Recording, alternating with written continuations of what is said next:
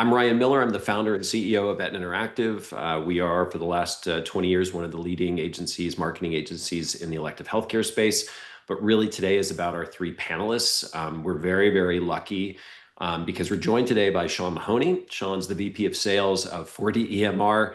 With more than 25 years of experience in medical sales and marketing, I'm in part really excited to have Sean here because he not only has the viewpoint of software and CRM, but he has extensive experience in the medical device space and understands what's happening in your practice from that lens as well.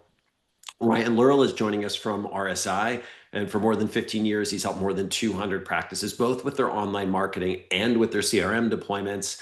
And rounding out our panel, Robin Anteau. Robin is the VP of Aesthetics for Nextech, and now over 35 years later in operations and consulting and healthcare technology. Congratulations, Robin. I understand that you were recently named in the top 50 female leaders in healthcare technology. We are stoked to have all of you, and I think specifically not because of those differences, but what you guys all have in common. Your jobs today are all devoted to helping elective healthcare practices optimize workflow and practice operations, driving patient engagement, and supporting really meaningful practice growth through the work that you do or as leaders in CRM. Important for those of you that are attending today in our audience, the reality is these are three competitors who are giving freely of their time, and they made a promise to me. They're not going to pitch their software until I give them the space to do that at the very end.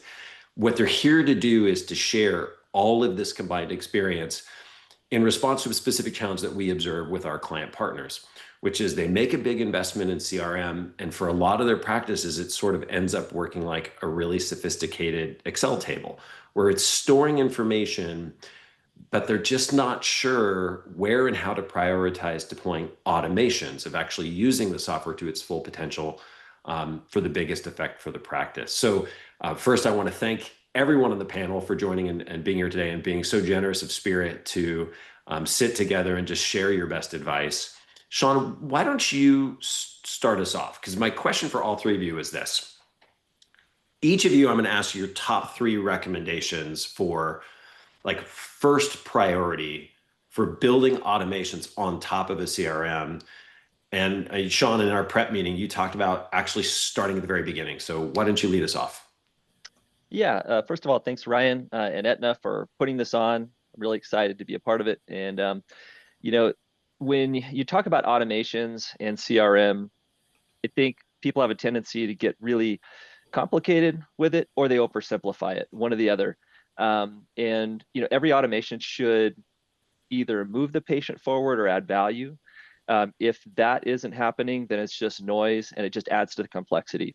So, when you're talking about building your CRM and your first three automations, I like to focus on three things: capturing the warm lead, nurturing the lead, and closing the decision loop after the consult. So starting with the first one, capturing the lead. I like to say the fastest practice wins, because replying within your first 2 minutes does change outcomes. So, when you've got somebody out there shopping and looking around, speed is a priority. And so within 2 minutes is really important. And so then what do you do with that? You can send a short SMS message plus an email. So you want to send that email, but you want to send an SMS message letting them know that that's been sent. And the idea is you want to ask them a clear question, not just some sort of an auto reply. Your standard auto reply is not going to work. You want to address them. Hi, Mary, thanks for your breast dog inquiry. Dr. Beauty consults Tuesday, Thursday, and Fridays. What works for you? You want to generate a response. You want to actually prompt a response instead of making the mistake of saying, hey, thanks for reaching out. Here are the 5 ways that you can reach out to us. Then you put it back on the patient, and you don't want to do that. And I know one initial challenges that a lot of practices face is actually just getting the data into the system. And what does that look like in terms of CRM? If I think of all the ways our typical client gets, they have form-based inquiries from their website. They have calls that can originate from a variety of sources. They may have responses coming from past email threaded conversations. They may get DMs on social media. They probably have messages coming in from platforms like RealSelf that are filtered through Mhm. like third-party directories. As a business leader, I know I would be concerned. Do I even have visibility to what's happening in terms of all of the inquiries coming into my business? How do you guys in the CRM world, how do you even approach getting all of that data into the CRM? What's automated versus manual? Yeah, I think you can automate a lot. I mean, in terms of demographic capture, Mhm. the CRM and EMR relationship is key there. You want to be able to, automate the capture of that, but you also want to, into the CRM itself, but you also want to be able to automate feeding that into the EMR. So there's a lot you can do. I know this is about automations, which is a little bit different, but there are automations within the lead capture sequence within the CRM, which I know Ryan can definitely speak to, um, that can take a lot of that off your plate and provide you with the visibility to see that coming in, the notifications. You've received a new lead. How do you want to receive that lead? Do you want to receive that lead in the CRM? Do you want to receive that lead in the EMR? There are a lot of options now. And Ryan or Robin, do you want to build on that with me? Like, to what extent do you guys focus on like getting so like does a DM on social media, does that have a place in being, or when is the place, when do you graduate from having that be a conversation that you're having with somebody on Instagram to an actual lead record that gets created in CRM? Sure. When we set up our systems to capture inquiries, you nailed all the entry points that patients or potential patients generally have, right? Phone calls are one of them, form submissions are one of them. You have online booked appointments today, which, blur between a lead and an actual appointment because they are scheduling. And then you have direct messaging platforms. I think definitionally, it ultimately comes down to the practice and their own workflows. For example, right, a lead in most cases has to have very specific criteria for it to be identified as a lead, right? And what I mean by that is if you look at phone calls, all phone calls are not leads, right? And therefore, that data does need to be captured. It comes to the responsibility of the practice to set up those definitions of what generates or what really categorizes a phone call as a phone lead, meaning first, last phone number, procedure of interest.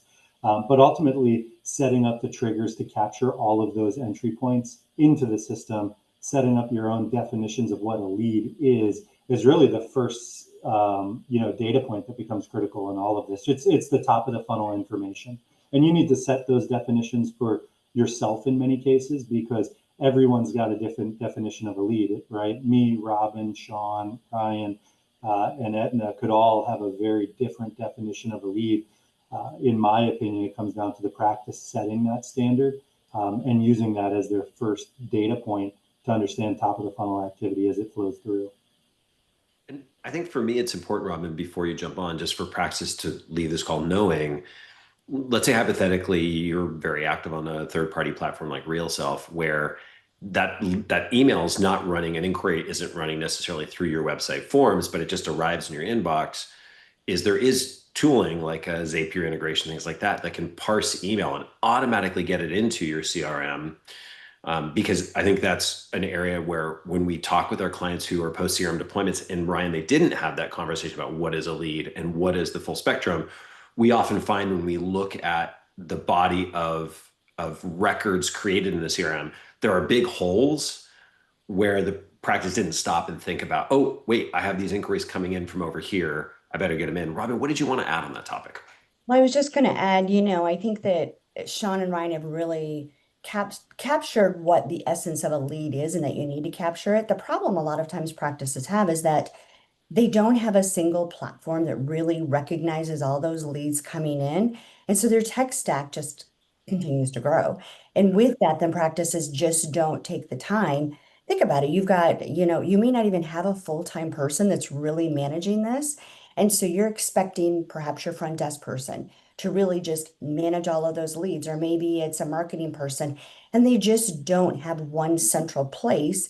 So if you think about it from a simplistic standpoint, just aligning everything to come into one place really starts to set the stage for what you can do with it. And that really starts the beginning of centralizing all that data so that you can not just use the data to understand your business better, but to just manage those leads as they're coming in. Yeah, and I know we have a bunch of practice owners and leaders registered, and a lot will watch the recording after the fact. And I think that's one of the first and biggest messages to take away is, are you confident all of your inquiries are making it into a place that you can have observance to how your staff is responding and handling those needs? Because to Sean's point at the very beginning, we've studied this as something that's been talked about for years and years and years. It's been studied by major organizations as well, like MIT. Like optimal response time is often sub 30 seconds, not even 2 minutes. And the winning businesses are often the fastest to reconnect with the person because that was the moment in time that they were thinking about this purchase.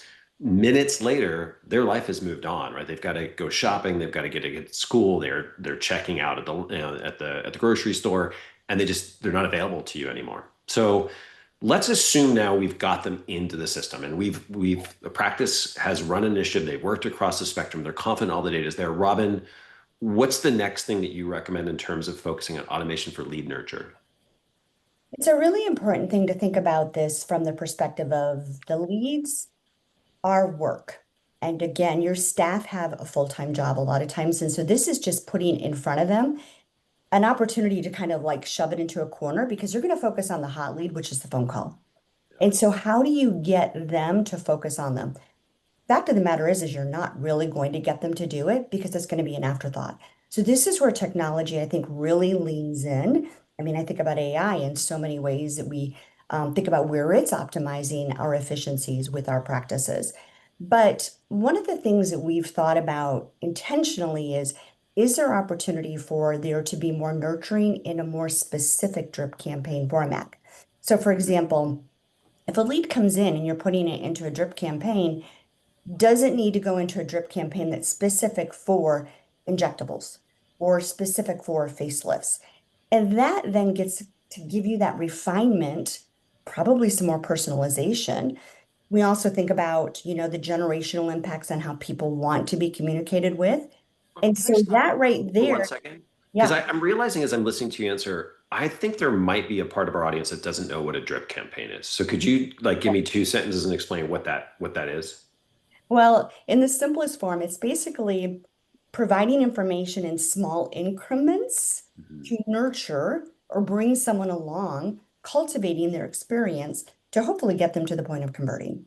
So delivering It's a information. sequence series of messages. Right. The actual delivery format is open. You can have a drip that's email or that's SMS or a combination of email, SMS, or outbound calls anywhere with it. Often there's a lot of very sophisticated organizations that have AI call agents that an AI operator, an agent will call the person and have a conversation. So there's lots of things that can happen there. That sets the stage. And I think you posed the question, and should it be procedure specific? And how deep do you need to go into personalization? And so I'm going to frame a very specific and pointed question for you, which is, let's say I'm a plastic surgery practice with a medical spa. So I have both things going on inside my business. I have just deployed. I'm thin on the staff that I can devote to this activity. What should I prioritize doing in let's say drips specifically for post initial inquiry? So we don't know if they've booked or not booked a consultation or a service yet. What should I do? The moment that you get that inquiry and it goes into some sort of response, automatic response, if it can be built in its simplistic format, just separating surgical and non-surgical, that's baseline. But it's no different than what we've trained practices over the years before we even got into lead management and nurturing. A patient would come in and you would not communicate or cultivate that relationship the same way if it was for a breast procedure versus a face procedure. It would be different. So it's really no different than how you would think about the way that you would want to build those drip campaigns. How many pieces of creative at a bare minimum? So you've established first baseline is if you have a surgical, non-surgical component, the grossest division of those two service lines Is it 2 messages, 3 messages, 10 messages that I have to craft in each of those 2 channels? Well, I think that's one of the things that we've thought about. You want to take the work out of it, and you want a system that actually launches with those baselines in place for you. And then the work is kind of already created for you so that, or I'm sorry, not the work, but basically the baseline is there. The templates. The template is there. The snapshot is there because we know what we need to do. This isn't something that Ryan or Sean have, this isn't foreign to us. I mean, we've done this for years. Now it's just a matter of can we put it in front of a customer so that they can launch day one with what they need and they don't have feel like they have to build it. They shouldn't have to recreate what's already known Yeah. and available. So that's that minimum performance, like major classes of customers, a couple of messages, maybe it sounds like 3 to 7 templates are built in. I've seen data that like 11 touch points is really what's recommended to maximize conversion. But that's like your worst case scenario. What's the ideal? I think I hear you saying the ideal is for every one of your core procedures, you have a specific series of messages that are carefully considered, unique to your brand, and timed and going out in a way that is thoughtful of that person's journey that is very procedure specific. The more specific you can become, the higher you're probably going to see that conversion, and that automation should support it. But it varies. It varies based upon the generation, it varies based upon the procedure. If you want to average it out, it's generally around 7, but it just varies. I know, Sean, you had some thoughts on cadence and drip. Can you build on this conversation for us? Yeah, and I think in terms of the whole nurturing journey, it also is broken into parts. So, we're not talking about, 7 touch points on average for each subcomponent of the nurture. You're ideally hoping to accomplish that within the whole process. So, again, first we talked about capturing with the goal of starting that two-way conversation immediately with the patient, and then you're into nurture. And what you want to be able to do in that pre-consult phase between the call and actually getting that consult, I think is someone mentioned it somewhere around 3. I think that 1 to 3 touches, that keep the topic short and provide one clear action on the part of the patient are kind of key. And so I think some examples of that would be something like, again, the goal here is to reduce anxiety, increase the show rate, and answer all of their top questions as early as you can. So, first you could send an FAQ type email with a quick SMS just to kind of break the ice. And then maybe they're interested in financing at some point. So if that comes up, you can send a financing link to give them an overview of what that process looks like and what their options are. Also, something that I think is really, really good, and I've seen some practices do this and do it really well, is a 60 to 90 second tour of the practice, because that can really go a long way to building familiarity with the patient and the practice before they ever even set foot in the door. They feel like they've been there. I think that can be really powerful. Video's huge. And that sort of personalized tour where they kind of walk through each office. Hey, this is Mary. Hi, this is Doctor. And, you can kind of just keep going through the practice. And when they get there, they've been there already. That's great. I think the thing for me that stands out, especially, as I think for most of our clients, the smallest of them, their menu of service is 20 procedures, probably 10 that they really care about, 10 that are maybe a little ancillary. Our largest maybe in the 70 procedure range.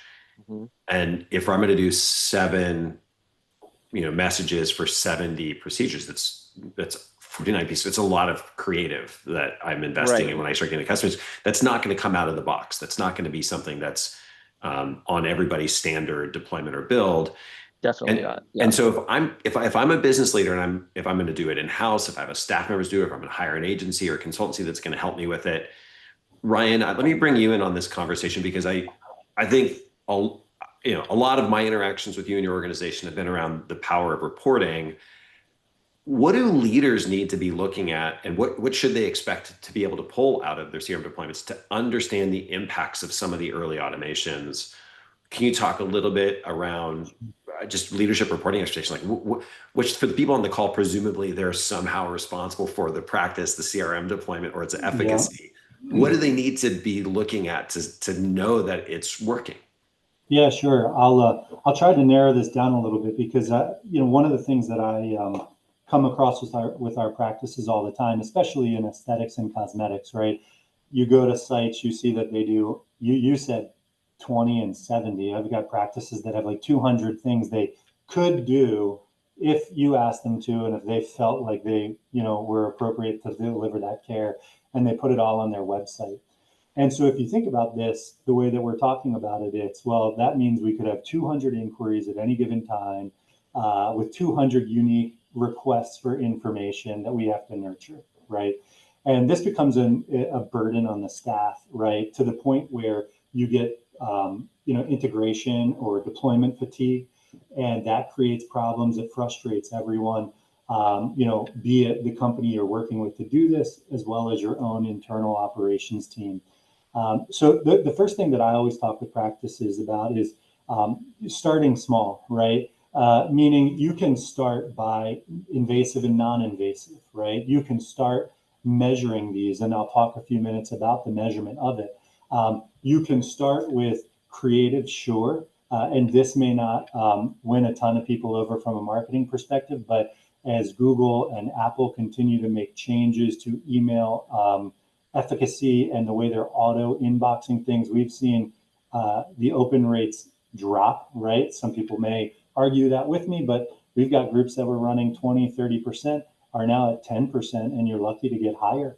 And so I would say maybe don't concern yourself so much about creative, because SMS delivery to the most recent people is much more impactful. When you have a site built by someone like Etna, it's generally got the FAQs, the design there. You've already approved it. So don't do something new if you've already checked the box on design and content that you're satisfied with. A lot of that can be done via text. When it gets to the actual tracking of this, there's very specific data points that we look at, and it may be different than what other people do, but a lead comes into your system, whether it's a phone call, whether it's a form fill or anything.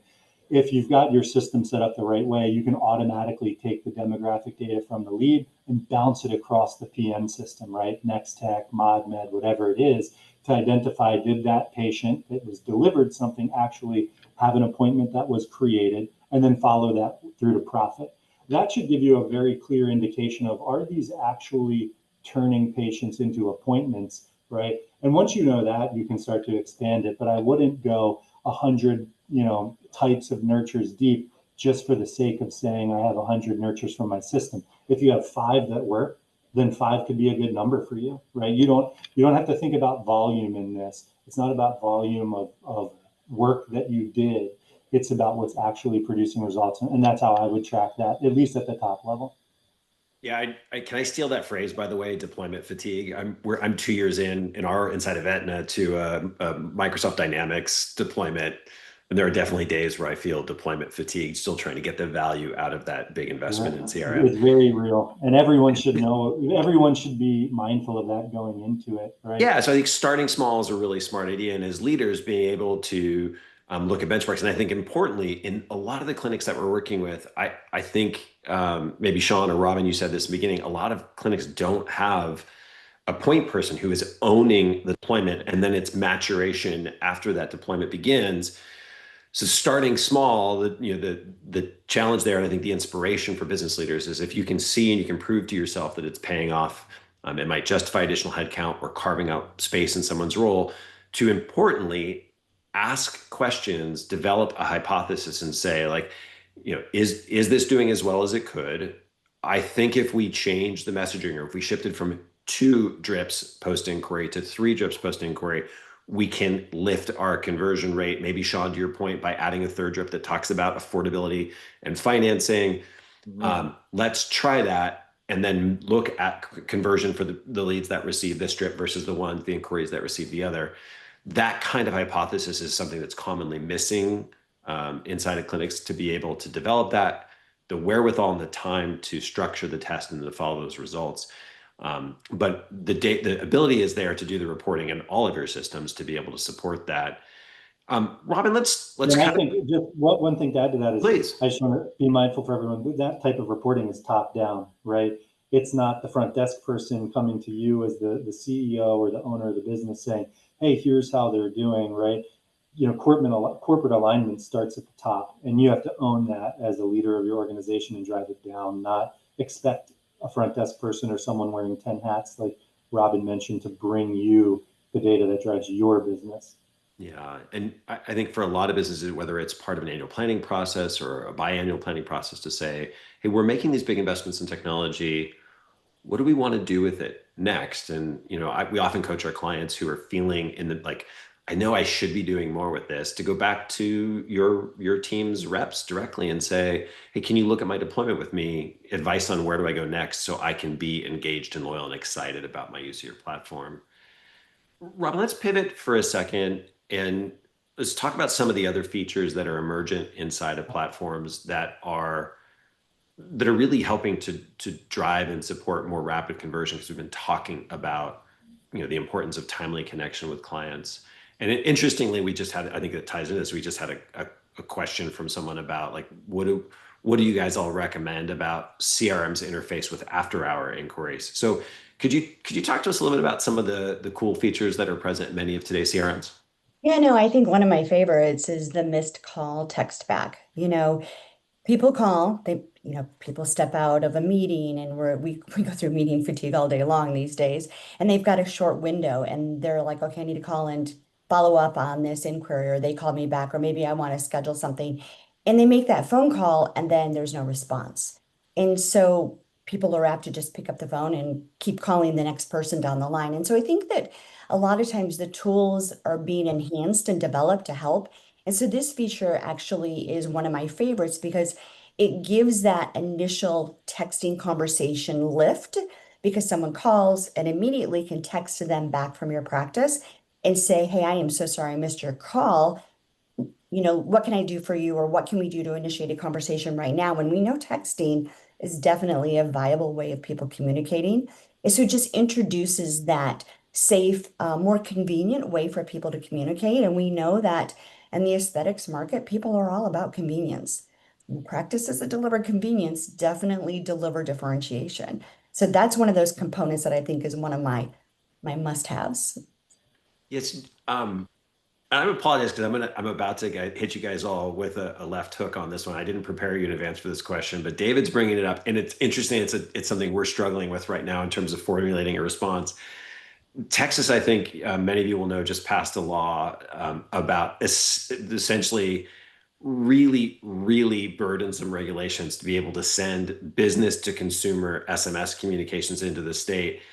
Um, it is okay because like I know that you don't deal with all of the operational side of your deployments, but do any of you have perspectives on how you're approaching for SMS messaging in the wake of Texas's new regulations? I would say that it still goes back to you have to have permission from the patient. And so that has to be the first thing that you do, which a lot of people don't like that component, but it is relevant. Yeah, Yeah. for those that don't know, it doesn't matter where your business is located. According to the new Texas law, I'm just going off of memory here because we had a conversation about this last week. You have to register your business officially in advance so that you can be identified when you're texting into any consumer that lives in the state of Texas. I think the legislation's supposed to work that you're supposed to be able to discern that based on their phone number. Second, you actually have to carry special insurance to protect against essentially to pay off in the event that you're found guilty of misusing things. So you basically have to carry like a $10,000 bond inside of the state. And then you have to go through essentially a tortuous process of documenting the consumer's consent to receive both customer service and marketing communications in the message in their state. There are some exemptions that you can get based on the type of your business and the number of employees you have. It's a very strange law. Are any of you intersecting with this yet? For us, it's a little bit vexing because it's a pain in the butt. We were only notified very recently by our COO that this is going to become a thing. And so we haven't only had one initial announcement so far about it. I always just find it interesting because the majority of my text abuse comes from politicians, not businesses. Yes, exactly. That's a sidebar. The way That's true. each state had. I haven't heard of this yet. I mean, we've usually managed it on a state by state basis, and divert to teams legal counsel on this. There's a lot of nuance to it, so I'd rather not comment yet. Well, it's 50 states, and we've got 50 different ways to slice it up and think about it. I mean, California just launched a new law about AI and medical decision making, and it's just Yep. this ongoing chasing factor that it's quite honestly frustrating for practices to have to keep up with it. I think there's an expectation to some degree for the technology companies to help inform them and keep them informed. So Yeah. Yeah, I frustrating. would say my only thought there too is, with the number of deployments we have is most our practices focus on the basics because most still have a lot of room on just doing the basics appropriately. Um, I think there's a lot to shake out with all technology. There's early adopters. Who knows what this will look like in a year or two with AI and what'll happen. But I can assure you, most clients still have the basic fundamentals to get right first before worrying about the next new thing. But Yeah. I also think that to that point, Ryan, yes, I think people definitely need to learn the basics because I would say if you were to put a bell curve in place, that's probably the majority of people. But I applaud the people that are actually listening to this webinar because I think they want to go to the next level. And this is probably one of those true levers that are going to provide differentiation in a practice in the future, plus efficiency. Yeah, and to So the All point looking that was made hard. earlier about, keeping it simple yet differentiating where it's absolutely, I would say, necessary. When you've got a practice and you're like, okay, let's differentiate our creative, but let's be really specific about it. Okay, we're going to do face, we're going to do med spa, and we're going to do breast and body. Boom, we're done. You could really start with something like that even. yeah, Yeah. agreed. Robin, sticking with what you're talking about with that text back feature, the hypothetical thing here is during business hours, someone calls. Surprisingly for us, a lot of our clients, they all triage is done by one patient coordinator, and if that person is on the phone, then they're out of luck in terms of connecting with that patient opportunity. This is specifically triggered when the practice is unable to answer to connect to the call. Maybe they closed for a lunch hour. All of their lines are occupied, which we actually see during peak times. Very often immediately following lunch, we'll see this spike in activity. And in our call tracking, we can see holes. We're like, oh, there's every day you're missing 3 or 4 calls in this. Maybe we need to adjust staffing in that window or whatever it happened. This sends a message to that person saying, sorry, we couldn't answer your call. Maybe that person left a voicemail. Is that the idea? Yes. I think And as we then think about and then what's somebody happening could, in right now. theory, then continue to engage them. Often they're just trying to get a basic question answered, or they're going to schedule an appointment. And you could take care of the entire interaction in text past that point. Yeah, but I think this is where the AI is going to come into play as well when you think about the chatbots. And that's going to basically extend your office hours. I mean, practices have learned that having online, products and services extends their sales opportunities 24/7. Now they're learning that they can extend beyond their communication with potential customers to 24/7 with, with AI and all the nuances of where that's advancing us. And actually, Robin, I think that's a beautiful segue. Ryan, back to you to talk a little bit about the integration with self-service booking and the benefits that can offer for practices. I might top you off with some risks that we've seen, not with any of your platforms, but with others that are out there. But can you talk a little bit about power integration? I know you had a story too to share that. Yeah, we've obviously, Robin, or we've all mentioned online booking and how powerful that's become, right? And what we've seen practices do is they're pushing uh, they're pushing how often and frequently online booking is presented to the patient. And so when you have these links, right, things like a missed call text, even a lead form that gets submitted, right, automatically delivering and reminding the patient that convenient booking is available to the practice or to the patient has really extended the opportunity for patients to use those booking tools. we see that in operations throughout the process as well, right? If the patient no-showed their appointment, drive them back to rebooking that appointment. If they cancel their appointment, we appreciate the cancellation. Here's the link. Go ahead and rebook. So I think that making sure you're leveraging these technologies like self-booking throughout all of your automations is really important. Going back to the commentary we were having around very specific automations by procedure, right? You should be doing the same thing with your automations and your online booking. If you're trying to get someone booked for Botox, present them links automatically for the providers within your office that offer that, right? So it's not just about convenient reminders to call the office, right? Make it convenient to actually book the appointment, and you can really extend the value of these tools you have available to you. Yeah, and I'll have a moment here as an aside, because I've had interactions in the last 30 days with accounts who've moved to self-service booking with platforms, full disclosure, none of yours, where it's effectively a black box. And we become very tuned into it as an agency because we're very, very focused on data. And the moment self-service booking goes away, depending on the nature of the deployment, we see a carve out in terms of the number of inquiries that were previously captured on form or would have called the practice. Those numbers all fall. And then we've got to adjust our monitoring and reporting the conversations we have with our client partners to see that. And interestingly, when we look at the back end, because for a lot of online booking engines, it's kind of a black box. The patient enters and then a number comes out in the back end. And most of our clients, what we found is they weren't even looking at the number going in. They were just looking at the bookings coming out. And what we've seen with a lot of the booking engines that are out there is the fail rate, the drop-off rate for booking is often in the range of about 70%. So 7 out of 10 people go in with an intention to book, or at least they're interested in what the system is going to do, but don't complete. And there are some really simple things that we find, and I challenge our practices, if you're going to do booking, go try it yourself. Go through the process, because there are a lot of points in the process where you will stumble, you'll run into really obvious things. I'll share an example that I discussed with a client yesterday, where that particular tooling has a button to find next available appointment. But the entire capability is to look out 2 weeks in the future. And this is a practice whose medical spa is booked 6 to 7 weeks into the future. And all it returns is a blank screen. And it looks like it's either broken or there are no appointments available ever. And it can't be fixed. It's just a limitation of the system.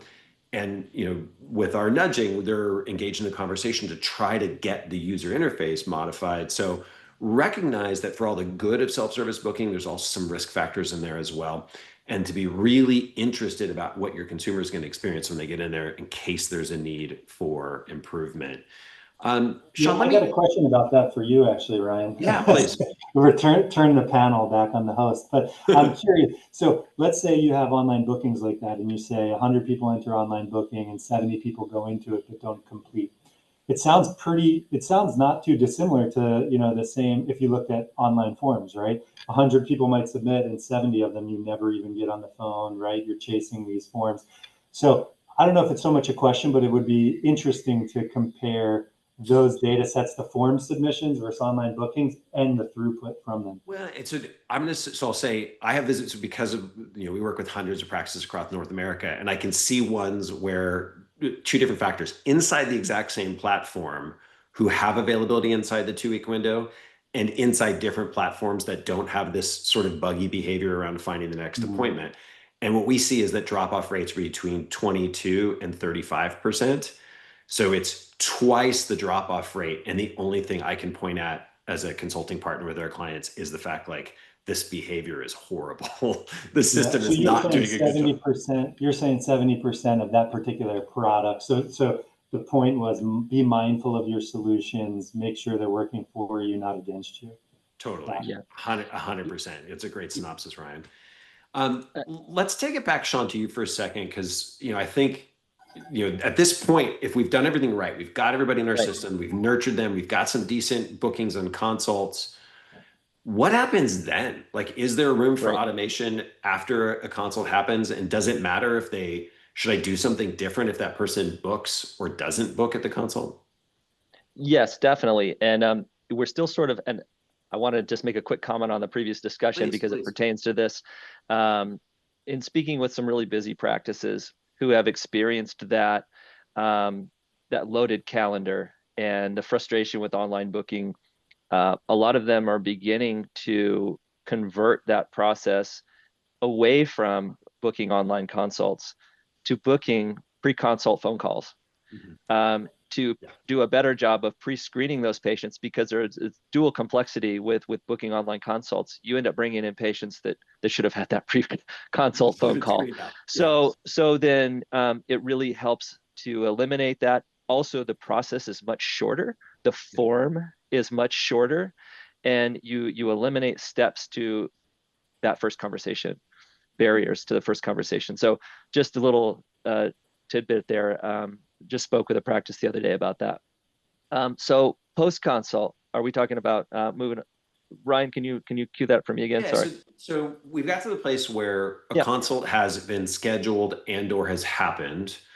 Obviously, there's a couple possible outcomes. They show and book. They show and don't book.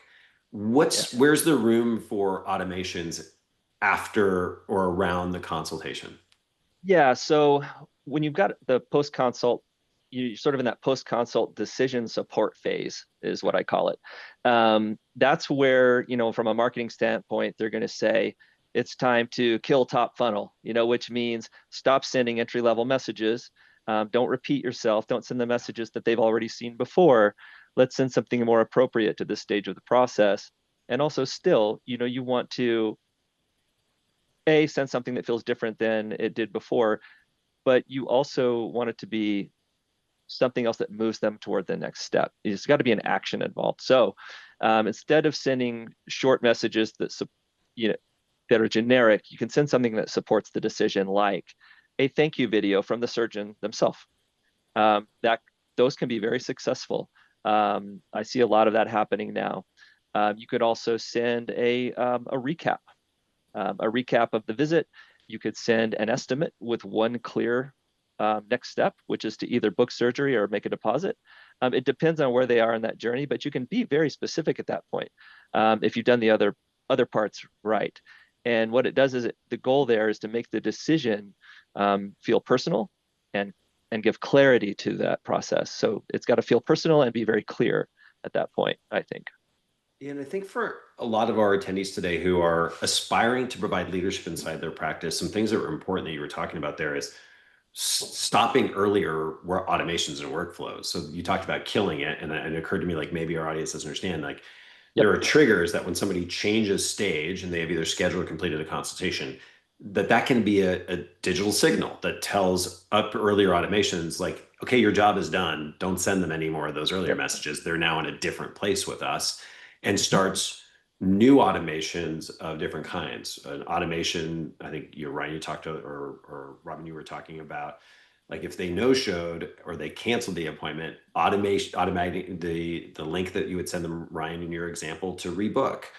If they visited and didn't schedule a procedure with you through consultation, one automation that helps explore things that are common barriers to making the decision, to move them closer, to help them make the decision that's right for them.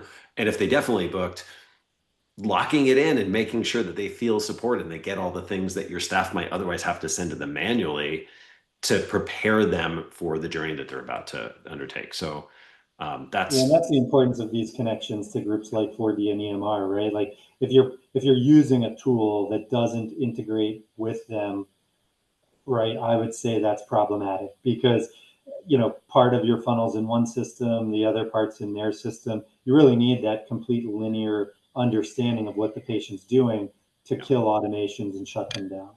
Yeah, Ryan, I think building on it, what we talk about when we're advising our clients who are trying to shop for the right CRM for them, assuring full bidirectional communication between your CRM software and your practice management software, so that state changes. Did they have a procedure? If so, has that procedure lapsed? Knowledge of associated revenue, the future purchases can all make it back to the CRM, so that you can do really smart communications things, automated communications things over here in the CRM software. That bidirectional communication is essential. For sure. But I For think it sure. goes a bit further than that too, in terms of, payments platforms, right? All the EMRs have payments platforms. You want those integrated. You want all of the data, right? You either have the Fire API or the data marts if you need that level of information, because not every API endpoint that you need to use is available. So you need to connect there. And then upstream, other solutions like your phone systems, right? We're talking about phone calls repeatedly. It's been mentioned several times. The majority of bookings occur over the phone. As much as forms are great, online appointment tools are great, the majority of things occur on the phone call in a small business setting, or even a group with a call-in contact center. So if you've got no visibility there too, that creates a pretty big hole for you. So we're getting closer to kind of the last few topics here. For those of you that are on the call today and you're thinking about questions that are percolating, remember, you can click the Q&A in the bottom of your screen, open that up and pass some questions to me. I've got a bunch here I'm going to try to get through in a second.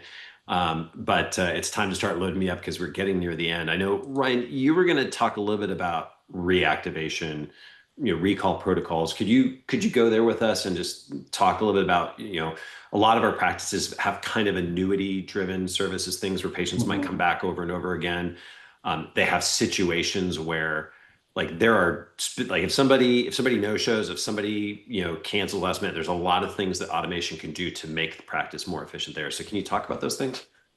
Sure, I'll start with those operational points. The like a no show or missed appointments are very straightforward, right? You should have automations that if a patient no shows you, if a patient cancels that appointment last minute, you want something immediately. And I would say you start there in most cases with automation. Lead nurturing is great, but think inside out, right? These are a captive audience. This is a patient that went through the process to book, right? Automation should start there and build to the outside, right? Inside to outside.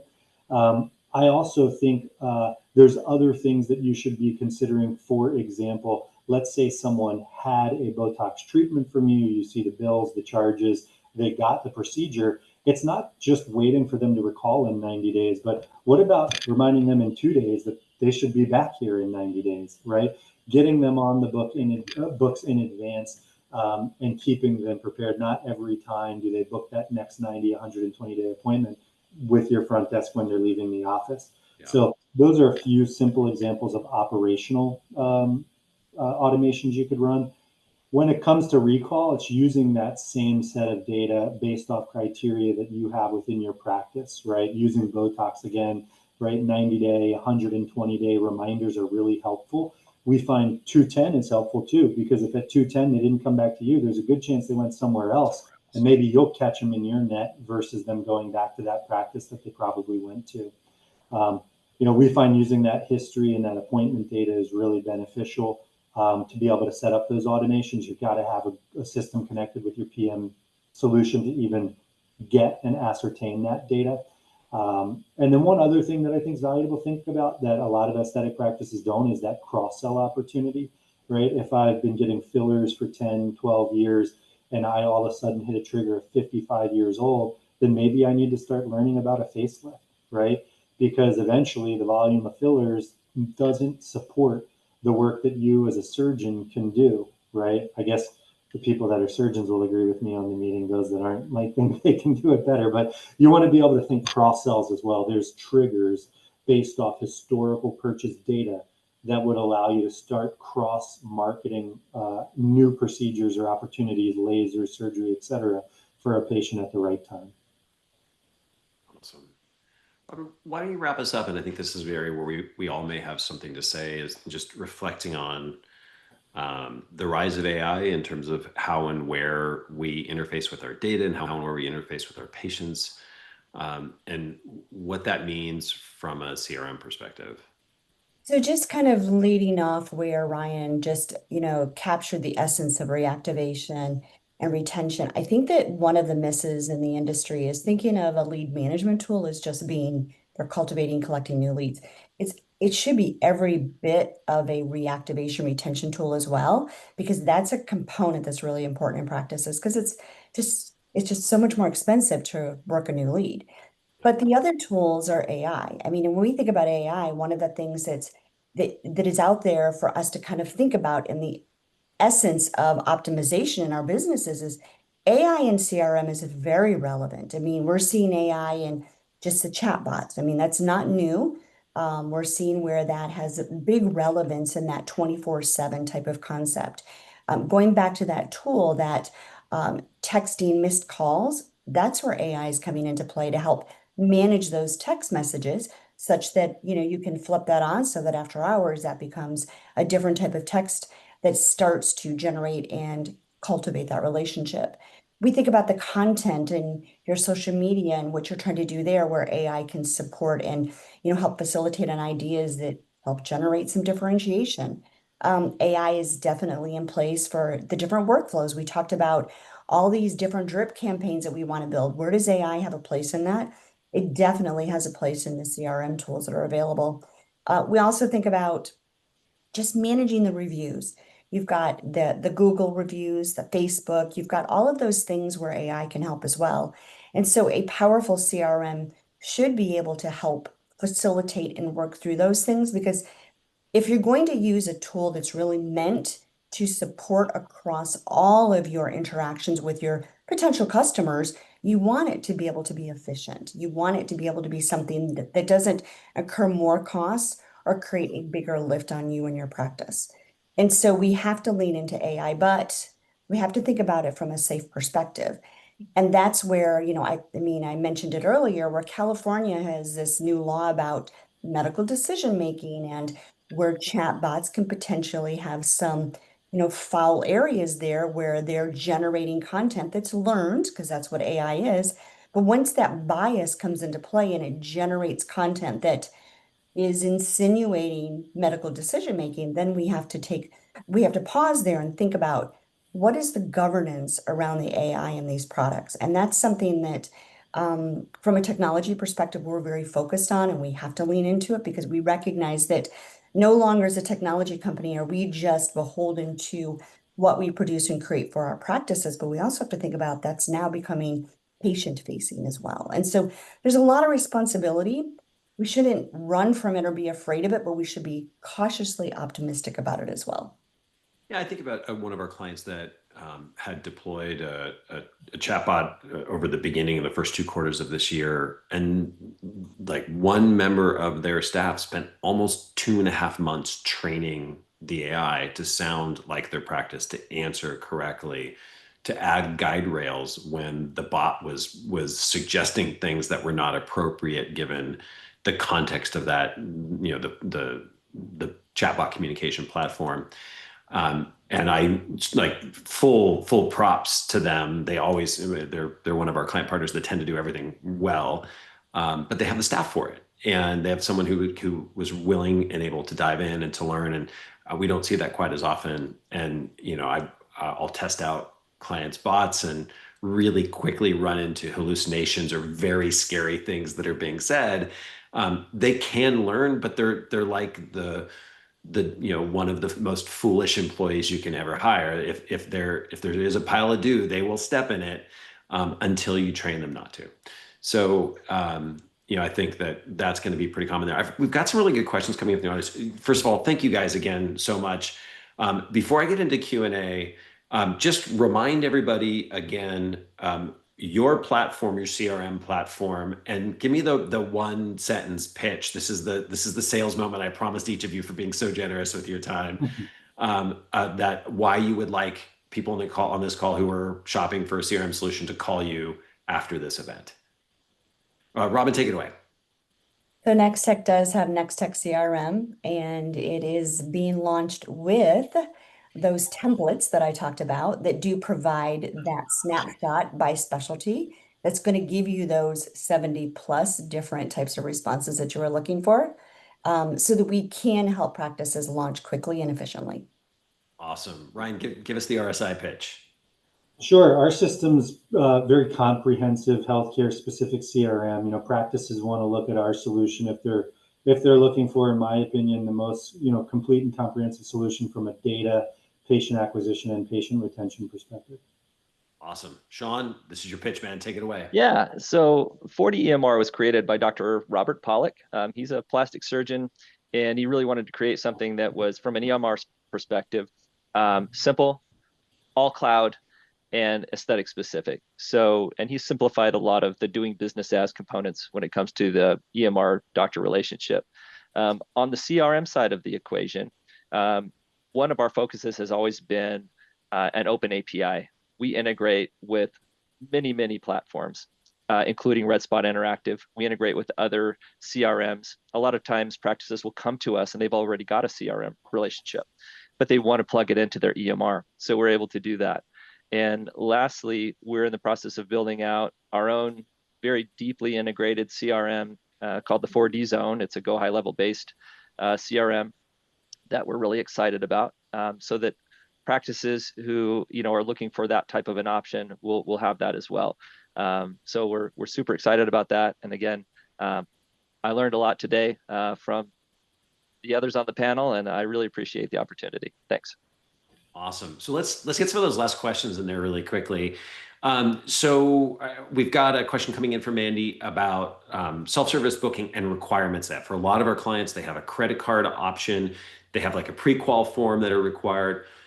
Do any of you address any of those needs where like you're getting payment and maybe a few qualifying questions before patients are being allowed to self-service book? Sure. Yeah, that can be. Sorry, go ahead, Ryan.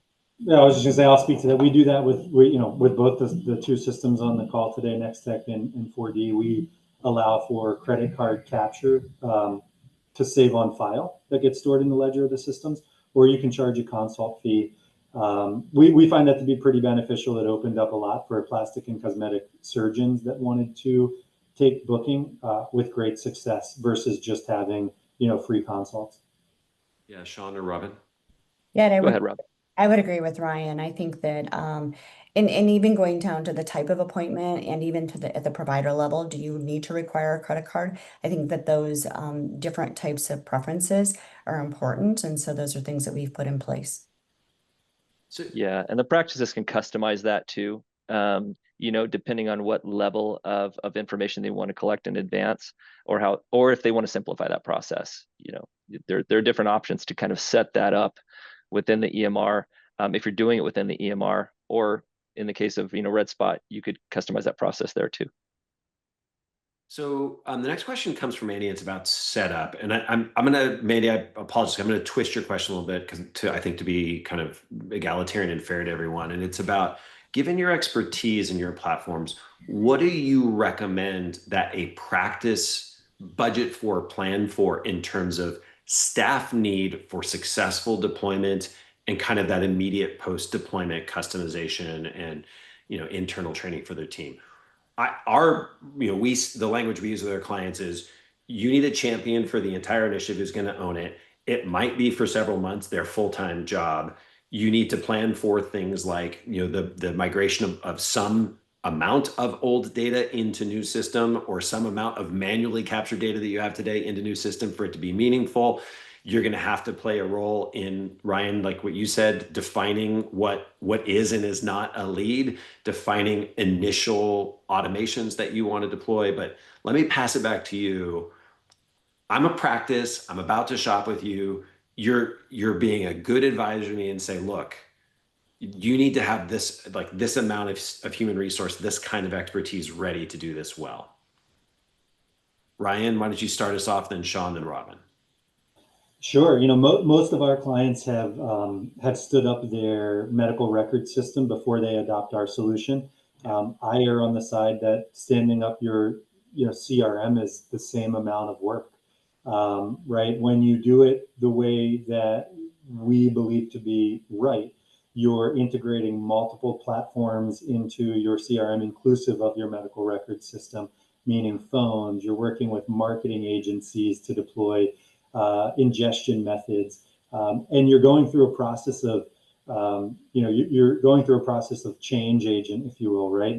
You're adopting a solution to change the course of your business, not to just put a tool in place that keeps a few people happy and gives them something to maybe do their job better, right? And so to do that, it is a significant investment in time. On the short term, over a period of 3 to 6 months to get it set up appropriately, we usually see 1 to 2 hours of time a week invested from an individual. Depending on your size, you're going to have different departments in it. So it can't just be one person. If you've got revenue cycle management, marketing, operations, call center. So winded answer, but it's not a small task. None of our clients would tell you that. That's where I think we revert back to, eat the elephant one bite at a time. You've got to identify what's most important for you, get those items up to a degree you're going to be satisfied with, but then realize this is ongoing maintenance and it doesn't go away. And it shouldn't go away if you're going to deploy it the right way. Sean or Robin, do you guys have a different answer? Yeah, the same answer to start. You took my analogy, Ryan. I was literally going to say, how do you eat an elephant? So how do you climb a mountain? How do you climb a mountain, right? It's one step at a time. So it comes back to that deployment fatigue conversation that we had, and keeping it as simple as you can, and doing the necessary amount of setup for the size of your practice. What does it absolutely require to get you launched? Because getting a practice launched with any software, there's a huge level of satisfaction there. So if you can just focus on distilling things down to the basics initially, get launched quickly, I think that's how you can grow it. I think that's your best case scenario for growing the power of your CRM, is to get it launched with something really simple and really effective to start. Yeah, Robin, any final thoughts on there? 3 things.